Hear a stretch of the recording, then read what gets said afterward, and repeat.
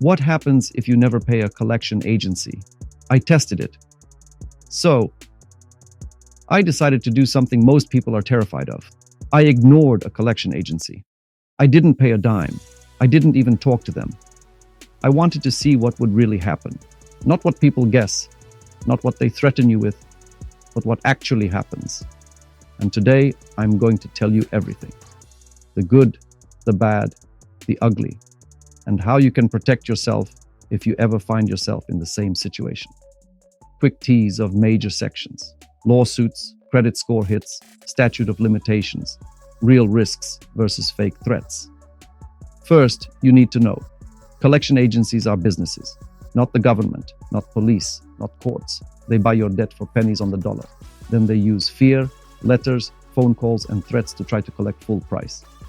Examples of real agency tactics: constant phone calls, letters in scary envelopes, threats of lawsuits, some real, some not. Important note, legally, they can ask you to pay, but they can't harass you, threaten you, or lie to you. Here's what I did when I got the letter: nothing. I didn't call, I didn't negotiate, I didn't acknowledge the debt, I just watched. Timeline: month 1, 5 letters, 10 calls a week. Month 2, fewer calls, but more aggressive letters. Month 3, threats of last chance before legal action. Month 4 to 6, silence. Month 7, different agency buys the debt. Fresh round of letters. Let's be real, my credit score took a punch. It dropped about 60 points when the collection was first reported. But that was it. No ongoing freefall. How collections affect credit: immediate drop, affects new loans, mortgages, sometimes jobs. Collection accounts stay for 7 years unless negotiated off. But paying doesn't automatically erase it unless you negotiate a deletion. Ignoring it doesn't make it worse. It just stays there aging. This is the scary part everyone fears. Will they sue me? Truth: small debts often aren't worth a lawsuit. Big debts, 1,000 plus, are more likely to trigger a lawsuit. Agencies have to prove you owe it in court. Statute of limitations: each state has a limit, usually 3 to 6 years, where they can legally sue.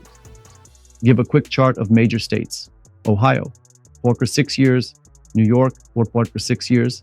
California, 4 years, etc. Caution: talking to the agency can restart the clock. Admitting to debt can restart the clock. So what happened? Nothing. I never paid. I never got sued. After 2 years, they sold it again. After 4 years, it basically stopped showing up as active. After 7 years, it will fall off my credit entirely. Downsides: limited ability to get new credit cards or loans for a while. Higher rates if approved for loans. Embarrassment if a background check pulls it up. Upsides: I kept my cash. I learned how powerless most agencies really are if you know the laws. Here's the real answer: it depends. If you have no money, ignoring may be smart. If you plan to buy a house or car soon, you might want to negotiate instead. If it's a small amount and you don't need perfect credit, ignoring is an option. If it's a large amount, negotiate a settlement in writing. Important: always get pay for delete in writing if you pay. Debt collectors want you scared, but fear doesn't pay your bills. Knowledge does. You have rights. You have options. Don't let the system bully you. Be smart, be strategic, and always make the best decision for your future, not for theirs. Final tip: send a cease and desist letter if harassment gets out of control. Check your state's statute of limitations. And with, you are more powerful than you think. Don't let them make you forget it.